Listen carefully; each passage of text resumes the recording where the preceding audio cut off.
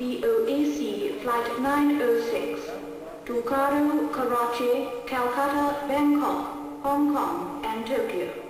Will passengers please go to the south exit, where the coach is ready to leave for London Airport. BOAC Flight 906 to Cairo, Karachi, Calcutta, Bangkok, Hong Kong and Tokyo. The air, said an 18th century seer, is an uninterrupted, navigable ocean that comes to every man's door.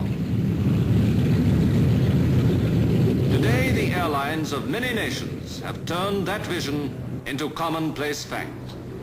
Their gleaming silver and flashing air screws are at every man's door, tempting him into the blue.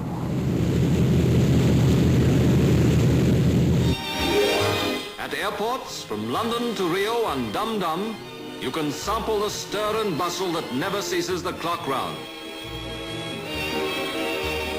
Glimpse behind the scenes, the wonders of radio and radar, that now, according to statistics, render you safer in the air than in your own home.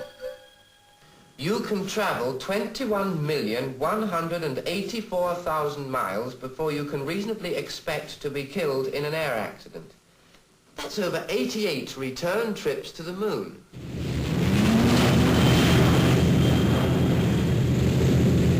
And aloft, cruising in comfort at 10 or 20,000 feet, it's free meals, no tips, and the papers delivered to your chair. Jules Verne dreamed of circling the Earth in 80 days. Now you can do it in just about as many hours. And all the baggage you require to circumnavigate the globe is a toothbrush and a powder puff.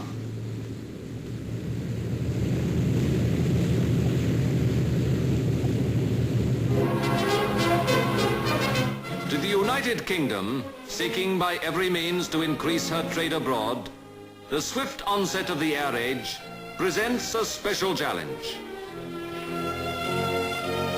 Emerging from the war with tremendous military air strength, but little civilian, our airlines have since then been striving to make up for lost time.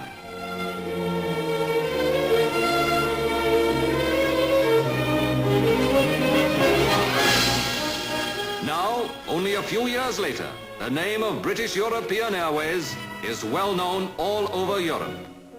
Under the management of Lord Douglas of Kirtleside, himself a celebrated airman, BEA's routes fan out from London to cover the continent from Scandinavia to Spain. Starting virtually from scratch after the war, its services of freight and mail are making it a very real factor in the economic integration of Europe. Swiftly becoming the largest airline entirely devoted to European traffic, BEA now carries nearly 1 million passengers a year on business or pleasure bent from Prague to Belfast.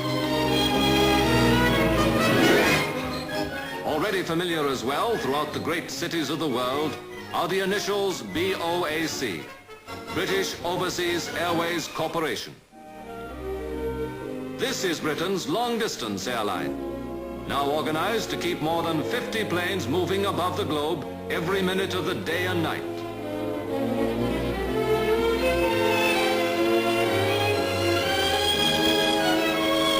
To BOAC's chairman, Sir Miles Thomas, falls the task of supervising nearly 200,000 miles of routes, many of which did not exist before the war. First, to fly the Atlantic regularly in both directions, BOAC captains now look down on the towers of New York as old familiar friends. Others skim the glittering Caribbean. Courses set for the hard currency trade and tourism of the South American republics.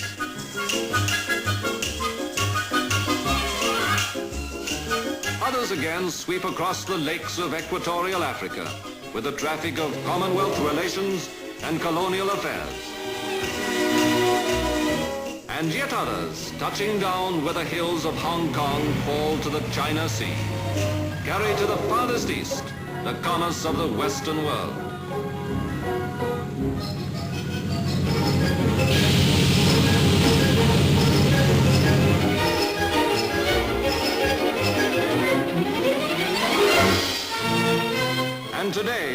London's famous Baltic Exchange, where Britain's cargoes find their carriers, they will tell you how important to the nation's business are the many charter airlines offering special transport service at short notice. Equipped to fly anyone or anything, livestock, spare parts, perishable goods, the 500 planes of the charter companies are essential assets to a nation whose exports must reach foreign markets ahead of competition.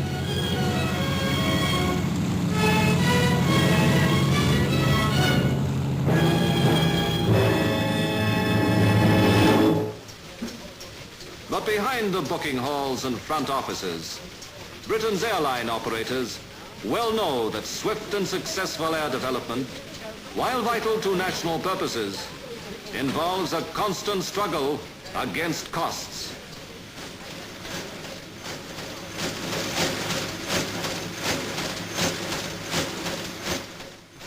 There is, for instance, the cost of training air crews, whose responsibility for bigger payloads is growing every year.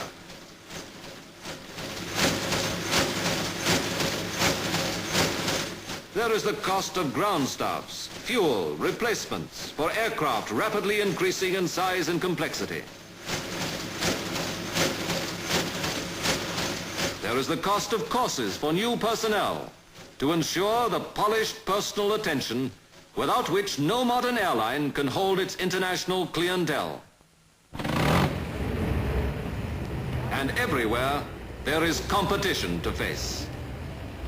The keen rivalry of many nations, many powerful lines, each presenting its own special attractions to lure the traveler.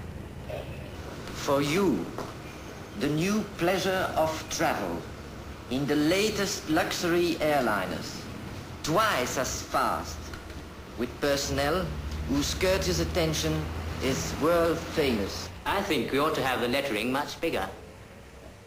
Air India, the route of the magic carpet. A diplomat, a movie siren, a world-renowned musician is usually aboard, and maybe sitting beside you. And remember, breakfast in bed.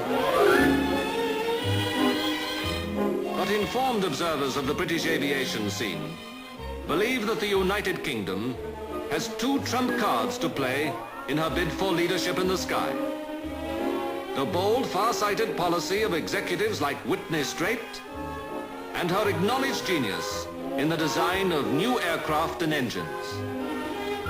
They point to Britain's intensive pioneering of gas turbines, prime movers which will outstrip by many hundreds of miles an hour the speeds accepted in present timetables.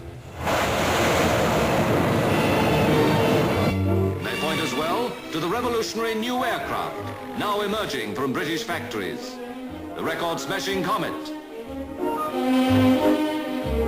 the enormous Saunders Roe long-range Princess flying boat,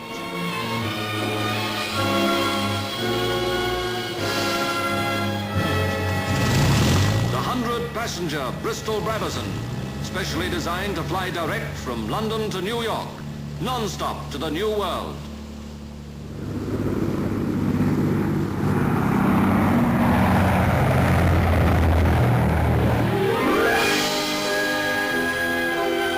So a nation which once built its business on the mastery of great waters turns now to take up the challenge of the new trade routes of the sky.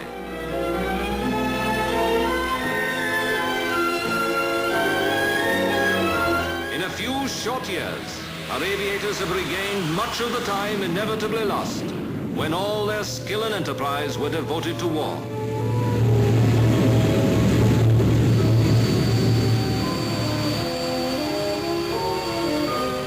In a world everywhere lifting its traffic into the blue, they believe that Britain's future in the air is safe and sure.